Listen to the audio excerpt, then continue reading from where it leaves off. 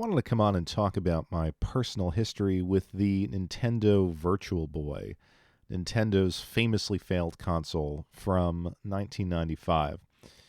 I picked up my Virtual Boy probably at the very end of 95 or early 96, as I recall. The retail price was $180, and I picked mine up for, I believe, 30 from a Babbage's video game shop.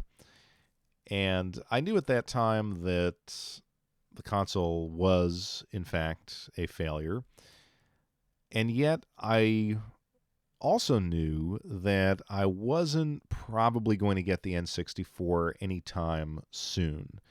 So I wanted to get in on the 3D gaming generation, and I figured let me grab the Virtual Boy and at least get a taste of 3D Nintendo worlds. Now, for $30, I actually think it was a pretty good deal because, on the one hand, it was very affordable to a young 13-year-old kid, and I felt like it, despite its problems, captured some of that Nintendo magic. So here you have my original Virtual Boy. This still works after all these years. It has a little bit of a banding issue. It's very common. Like you could see lines across the image, and it ultimately goes away once the console heats up and you play with it for a little bit.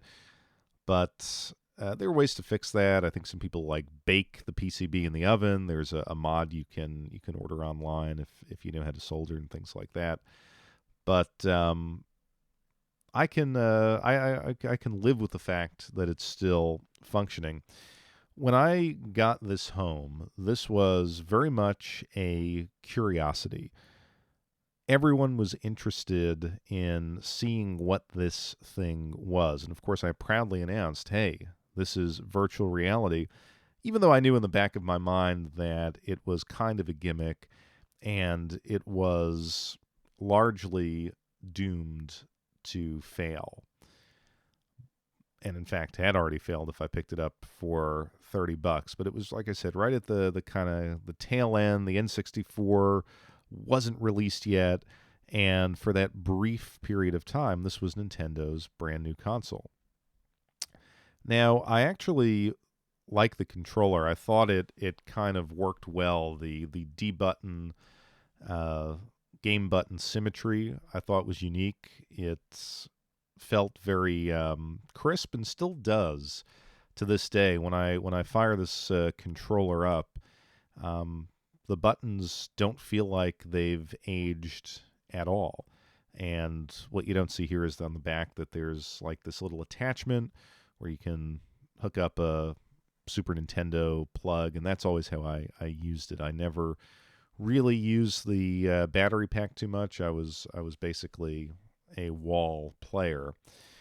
Um, Not that I remember the batteries, like the battery life wasn't terrible, but I just always felt, well, it's not really portable, so I'm just going to use it at home. And it was a pretty much a stationary device. I mean, I did take it to friends' houses. I did take it, like if I were to stay at my grandparents' house or my aunt's house, I would take it.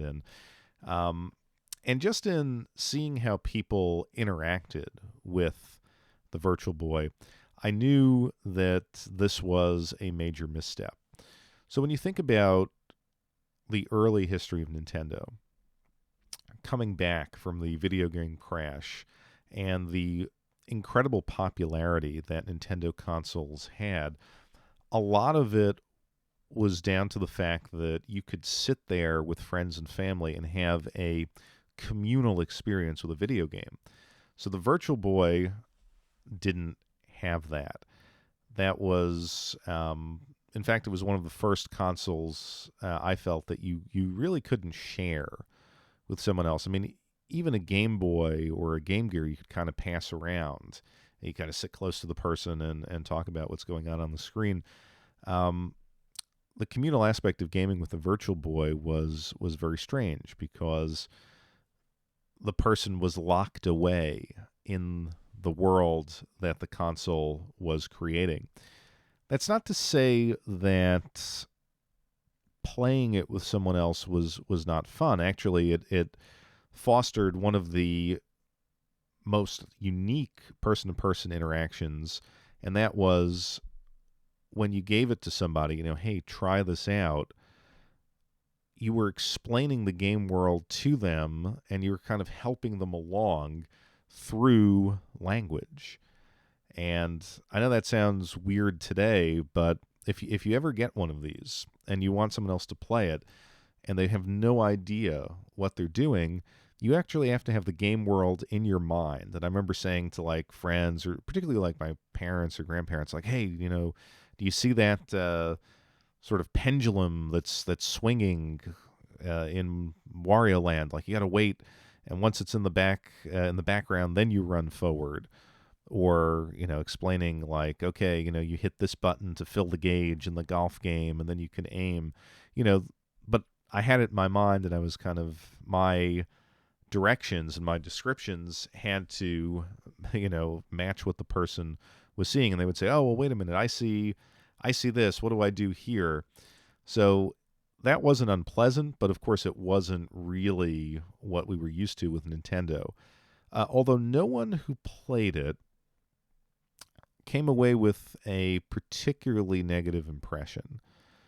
Like I said, it was a curiosity. It was something where the people would be like, oh, that's interesting, or, oh, this game is fun, or, wow, that's really clever, look what they can do. And I had this experience very recently with my wife, who we were just looking for something to do on kind of like a rainy day, and she saw this thing on my shelf and was like, what is that? That's one game that you haven't been playing. And so we took it out, and again, we had that experience. But it does kind of lead you to ask, when you play this console, like, what exactly was Nintendo thinking? Because despite its status as a curiosity, it was very uncomfortable to play. I mean, I had glasses, and I found that my glasses would always get in the way, and you would kind of crane your neck. I remember the older people who would play it, was my parents, grandparents, older family members, things like that, would sort of be like, oh, I got to stop, my neck hurts, or I'm feeling nauseous. And it's funny because as I've gotten older, that is exactly the reaction that I have had. I am to the point now where I really can't play on original hardware anymore. It makes me nauseous, but I come away with really with a headache, and it's got something to do with maybe the image isn't as crisp and clear as it used to be, so your eyes are always trying to focus, and I find it incredibly disturbing to play after a while. So again, like you're asking, what was Nintendo thinking? And I know you had the whole story with Gunpei Yokoi, and you could read about it online, Wikipedia, and there's documentaries. But I just think I can understand wanting something to come between the SNES and the N64. I just don't know that, like, why this was the choice. You could almost see them coming up with like a revamped Game Boy, although that was still going strong.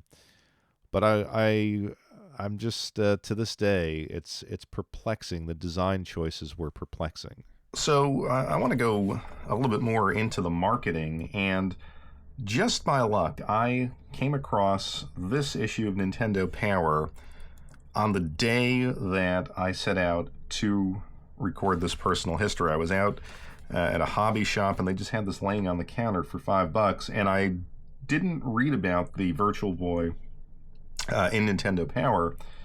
I had seen commercials, and I believe I read about it in EGM, and of course word of mouth. But I think while this write-up that they did is not earth-shattering in any way, I think it it kind of shows you that Nintendo was perhaps not completely sold on their own technology. Now, why isn't the Virtual Boy in full color?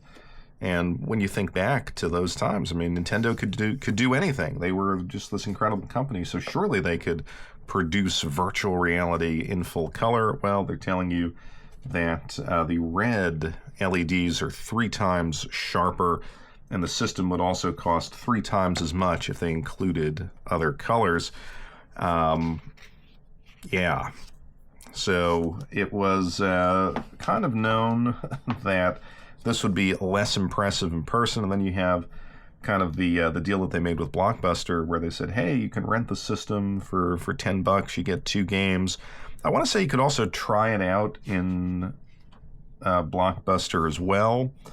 They also had a deal with NBC where you can experience the Virtual Boy in person and enter sweepstakes to win a fantasy trip to the set of shows like Seinfeld, Frasier, and the Prince of Bel-Air. So, Fresh Prince of Bel-Air. So very much of its time, but you can see, $179. Again, I picked up mine for $30. You could kind of see the handicap going in. And what's interesting is as you move through these games, and they basically said, hey, here are all the games that are coming out or with the launch of the system or that will be out shortly thereafter.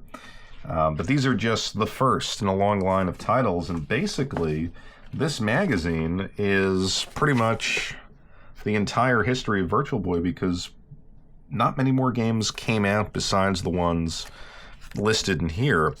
You could also see, and they reference this a few times as you move through this exclusive write-up, that it will look so much better in person. But think about it, as you just look visually over this material, is this exciting? Is this something that you would have paid $180 for in 1995? I certainly was not sold at full price, but definitely wanted to pick it up as a curiosity. And you could, I think you can argue, like, if you played Tellero Boxer, if, the pinball game was actually pretty good, and did have a certain sharpness to it, but I don't think that most kids bought into this, including, like, Mario Clash, Mario's 3D platform debut. Again, this is not a bad game, but this is certainly not the 3D Mario game that we were hoping for between the NES and the N64. So I want to talk about games, and we've got to start with the Pac-In game, and that was Mario Tennis. Now, you saw it flash here on the screen, and it was this message at the beginning of every Virtual Boy game that basically said, hey, don't play this for too long. Rest your eyes after 30 minutes. And I goes back to that concept of this thing was so uncomfortable to play and put you in such a strange position. Nintendo knew that you probably shouldn't be playing this game for long. But I thought that Mario Tennis was a pretty effective Pac-In game, simply because, and you're not going to see this at all on YouTube in any format, but the depth of field was very impressive. I kind of always had this sense that, hey, I am, and this is going to sound so strange, but like I'm in the Mushroom Kingdom. I can see into the distance, and I would love to go to those pipes in the distance and explore. And of course, you couldn't do that. As a tennis game, it was competent. It was a tech demo that I think succeeded for the system. And I think that was all you could ask for. But I spent countless hours, with this game, because if you've seen my other personal history videos, I was a Nintendo fan who wasn't always able to get the Nintendo system that he wanted. So I had to make do with the Game Boy and now with the Virtual Boy because I didn't have an SNES. So this little taste was, very pleasant for me, and I took what was a very basic tennis game, and I made my own fun with it and got a lot of enjoyment out of it. So the next game I picked up was Red Alarm, and Red Alarm was a Firefox clone made by T&E Soft. They did a couple of games actually on the Virtual Boy. When I played it, I was less than impressed because I wasn't a Firefox fan, but I knew, hey, there weren't too many games for the system. I got it for a pretty cheap price, and it was supposed to be pretty good. Over the years, I've actually grown to appreciate this game more. In fact, I prefer it to the SNES Firefox. I know that's a weird take, but I just was never a Firefox fan. But this game, I feel like, with its wireframe graphics, it was pretty immersive. And when I go back to emulate this, and I'm going to talk about how I'm emulating Virtual Boy games later in the video. When I play this, and you play it in proper 3D, I can feel like, okay, this is pulling me in. It is engaging me in this world that it's creating with very simple graphics. It feels pretty good, in fact, better than I remember. Now, it's not a great game. I'm not going to say, oh, you got to go buy a Virtual Boy and spend a lot of money to play it. It's not one of those games, but it just strikes me as being better than I gave it credit for in a day. And I think also an effective tech demo for the kinds of games that could have been made on this system. Then I picked up Golf. And this was a purchase that I made because it was probably about $10 when the system was dying. What was this game? Well, it was a fairly standard 8-bit, that's not fair, 16-bit golf game. And it wasn't actually bad for that type of a game. And if you remember any number of golf games that came out in the 8 to 16-bit era, they all played in a fairly similar fashion. The best of the lot, in my opinion, was Neo Turf Masters on the Neo Geo. This game was just average. It had this kind of weird zigzaggy pointer on the ball, and you had to really time your shot perfectly, but it was easier than it looks. And now you're saying, golf in bright red. Yeah, it was weird. It didn't really do much for me at the time, but I certainly played through it and mildly enjoyed it for what it was. It was just a good break in the action from the better games on the console. Shortly thereafter, I grabbed Virtual Pro Yaku 95. I talked about this game fairly recently. I picked it up at a Sears, I believe, because it was dirt cheap, and I was bored. I was there with my parents, and I was hunting through the games, and I'm like, oh, look at this Virtual Boy game. $10. I'm going for it. This game was the first import game that I ever purchased. And because of that, it kind of holds a special place in my heart. As a baseball game, it is not very good. I never enjoyed it. I had a vague sense that it was, had the teams from the Japan Professional Baseball League.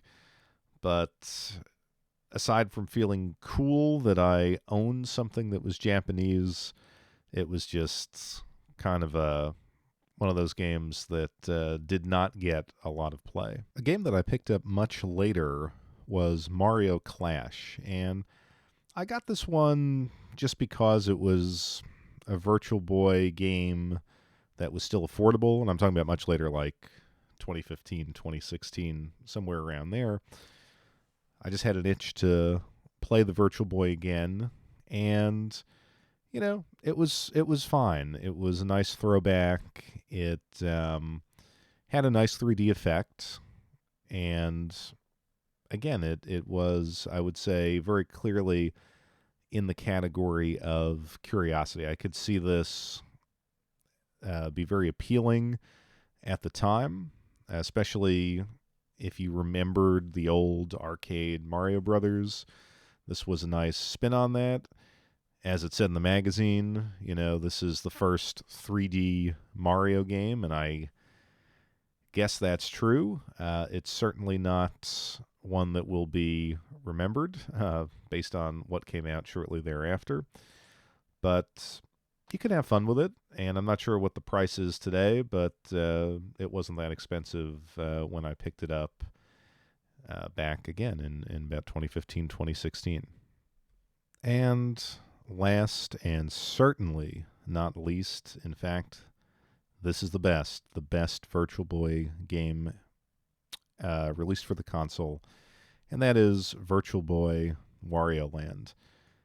This game is absolutely wonderful, and I think a lot of people obviously have made that observation, but back in the day when I got this, and I wish I could show you my complete in-box version of this because it really is in good condition. I, however, have my Virtual Boy, the physical versions of all these games, deep inside one of my shelves. Like, I have it stacked away, and I don't feel like unpacking everything in the box. By the actual console box, I have in storage. But this game, I got this game. I don't know that I had it right when I bought the Virtual Boy, but I got it very shortly thereafter, and this was the main event. This is the game that I could show people and say, "Hey, this is the potential of this console." It's a great platformer. It's I think one of the greatest Nintendo platformers. It has so many ideas in it that we actually saw later on with the 3DS. If you played Kirby's Triple Deluxe, if you played the robot version of that game, like you had Triple Deluxe, then you had that, I forget what the title was, but basically Kirby as a robot, and it had this foreground background effect.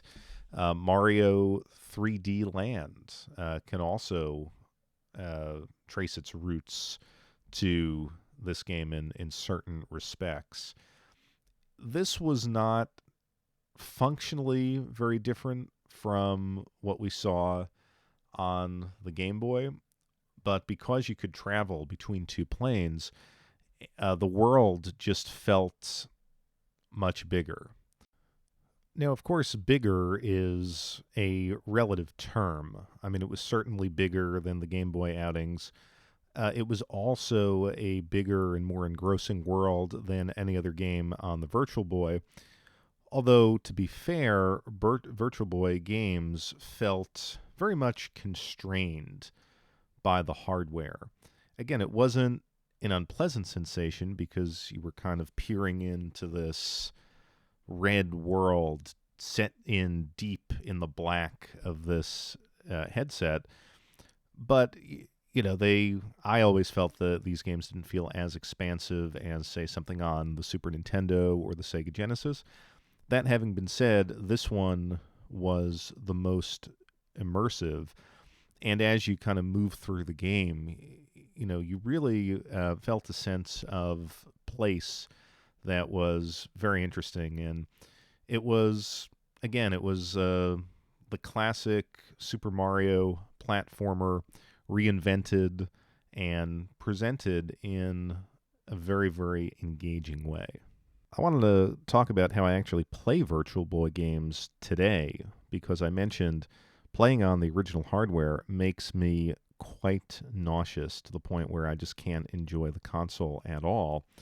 So I use an emulator called Red Viper. Red Viper is available for the Nintendo 3DS, all versions of it, but you have to have custom firmware installed on the system It's not that difficult. I'll leave a couple links below, but basically to get this up and running, it maybe took me 25 minutes, if that.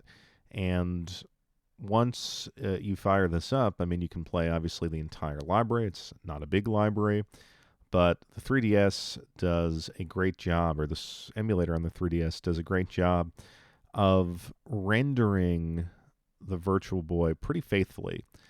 To the extent that you can actually change how the 3D effect is rendered. You can go with the 3DS 3D effect, or you can set it to the Virtual Boy interpupillary distance slider range. And as somebody who owned it back in the day, I really think this is really true to the experience that I had playing it back then, not least of which because I have, this is an old 3DS that I'm using, so it doesn't have the eye tracking software that, or I guess they're actually cameras that sort of track your eyes and keep everything in focus. And the fact that the old 3DS doesn't do that actually makes for a pretty authentic experience, because you kind of have to get comfortable and get locked in to that sweet spot for the 3D, just as you did on the original console.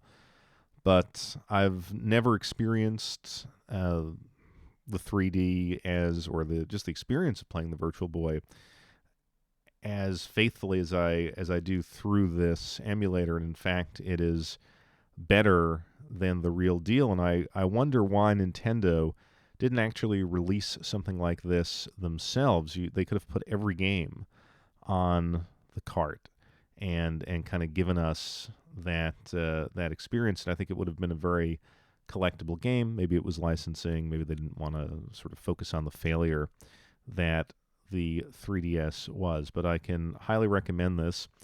Although I will say, and I've said this about emulation before, when you can emulate entire libraries, you actually learn so much more about the nature of a given console. When you extract the games from the constraints of the hardware and see what they were in and of themselves, you can, in some cases, gain a new appreciation. And I think a perfect example of this is something like Neo Geo, where, you know, when these games are freed from the super expensive hardware and freed from the arcade, and you can just kind of play them without any limitations, you can see how brilliant those games were, the game design and the artwork. I digress here. Anyway, in this case, you see that the Virtual Boy really had very simple games. When you take away the ritual of setting the system up and getting yourself into that position, and you just play these games as games that you can load up on a very easy-to-use device, you can see that these were not really that substantive. And I wasn't aware of that, again, because the actual usage felt special. I wasn't kind of paying attention to the fact that these are kind of quick-hitting arcade games that are relatively simple. That's not a bad thing necessarily, and there is fun to be had, but it's just a fact that makes you reflect on the console and realize what a challenged piece of hardware this was. So what is my verdict about the Virtual Boy? Well, I think objectively you just have to say it's a failure, but it's a charming failure. You know, even when Nintendo fails, they come up with something that is unique and unforgettable, even if it wasn't good. I think the Virtual Boy is, as I said before, it's just a perplexing item. But it is a part of my gaming past that I wouldn't want to give up. And like I said, I really do have excellent memories of just sitting there, not playing it, but guiding other people through playing it and guiding them through the levels and kind of living vicariously through the experience that they were having, which is something that, again, has not really been replicated by any other console. So I would say from a collection collectability standpoint, it's somewhat expensive now and not worth what it's going for. I mean, I wouldn't pay $300-400 for this console. The games are not worth. I think they're they're usually around $50 or more in some cases. I think Super or Virtual Boy Wario Land is one of the more expensive ones.